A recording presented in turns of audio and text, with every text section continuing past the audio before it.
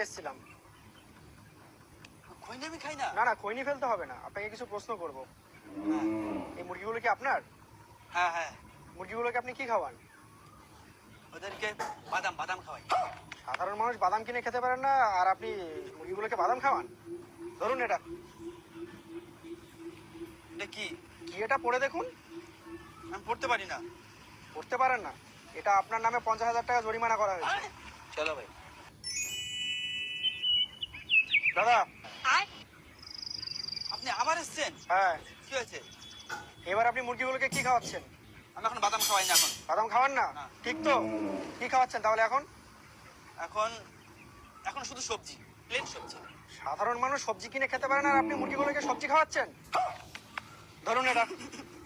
আবার ফাইন? হ্যাঁ, এবার 1,00,000 টাকার। अरे क्या क्या करूं मैं इसका? দাদা, কোথায় আপনি? এদিকে এদিকে।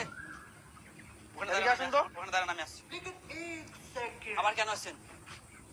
এতগুলো জরিমানা হওয়ার পর এখন মুরগিগুলোকে কি খাওয়াচ্ছেন? আমি জানি না। জানি না মানে? জানি না মানে সকাল হলে আমি সবাইকে 10 টাকা করে দিয়ে দিই, ওরা যা ইচ্ছা কিনে খায়।